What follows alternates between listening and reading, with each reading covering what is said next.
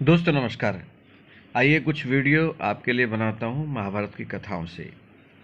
तो एक कथा है, अर्जुन को कौन सा श्राप वरदान साबित हुआ। अर्जुन ने भगवान शिव से वाशुपत अस्त्र प्राप्त कर लिया, इसलिए अपने वचन के अनुसार इंद्र उन्हें दिव्यास्त्र देने के लिए स्वर्ग ले गए। वहाँ देवताओं ने उनका स्वागत किया।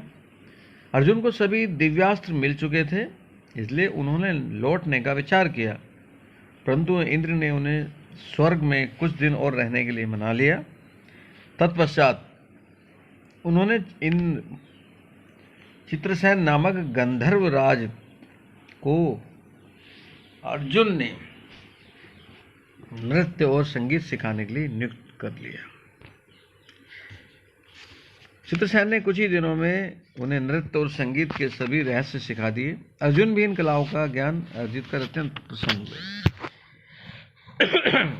एक दिन इंद्र सभा में अनेक अप्सराएं नृत्य कर रही थी।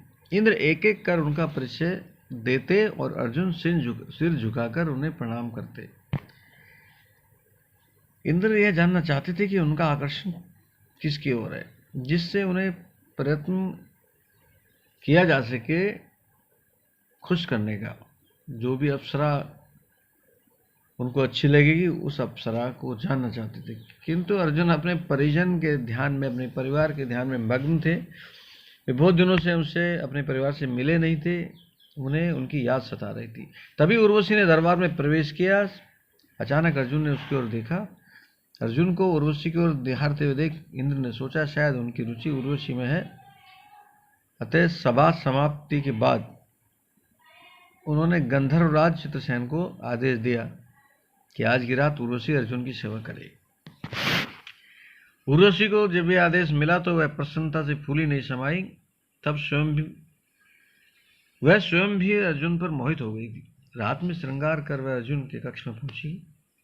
उस समय अर्जुन विश्राम कर रहे थे। आहट सुनकर वे शैया से उठ गए और उर्वशी को देखकर बोले, माते, इतनी रात्रि आप यहाँ? मुझे बुला लिया होता अपने कक्ष में। माता शब्द सुनकर उर्वशी आश्चर्यचकित रह गई। उसे अपने कानों पर विश्वास नहीं हो पा रहा था। वह बोली, वीरवर, देवराज इंद्र ने मुझे आपकी सेवा में उपस्थित होने का आदेश दिया है। मैं स्वयं भी आप पर मोहित हूं, इसलिए यहाँ आई हूं। कृपया मुझे सेवा का अवसर प्रदान करें। अर्जुन ने गंभीरता से उसकी बात सुनी और बोले, कृपया इस प्रकार के अनुचित शब्द न दोहराएं। आप गुरुकुल की जननी हैं, इस नाते मेरी माता हैं। दरबार में मैंने इसी भाव से आपको देखा था और माता के रूप में ही आपके दर्शन किए थे। किंतु उर्वशी अर्जुन की बात को अनसुना करते हुए बोली, वीरवर, स्वर्ग में जितनी भी अप्सराएं हैं वे न तो किसी की माता है, न किसी की बहन, न किसी की पत्नी। स्वर्ग में आने वाला प्रत्येक प्राणी अपने पुण्य कर्मों के अनुसार हमारा उपभोग करता है।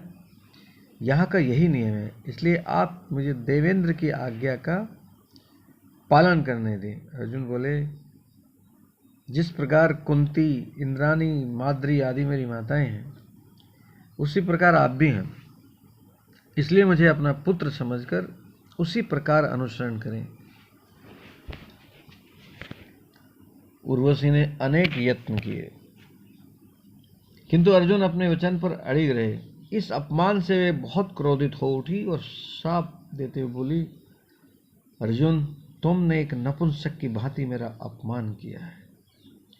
जाओ, मैं शाप देती हूं कि 1 वर्ष तक तुम किन्नर की भांति नृत्य गान करते हुए गुजारोगे।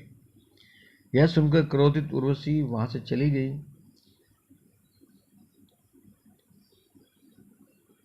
यह कहकर क्रोधित उर्वशी वहां से प्रस्थान कर गई। अर्जुन ने माता का आशीर्वाद समझकर शाप को ग्रहण कर लिया।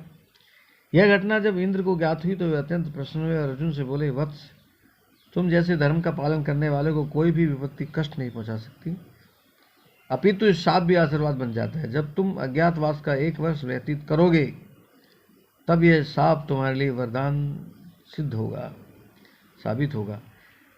उर्वशी द्वारा 1 वर्ष का शाप तुम्हारे लिए पृथ्वी पर भी 1 वर्ष के बराबर ही होगा। अर्जुन ने 1 वर्ष का अज्ञातवास किन्नर के रूप में व्यतीत किया था और इस वेश में उन्हें कोई पहचान नहीं सका। इस प्रकार साप ही उनके लिए वरदान बन गया था। कैसी लगी दोस्तों मेरे द्वारा बताई गई ये कथा? जानते सभी होंगे, कमेंट करके बताइएगा क्या मैं और कथाएं आपको सुनाऊं।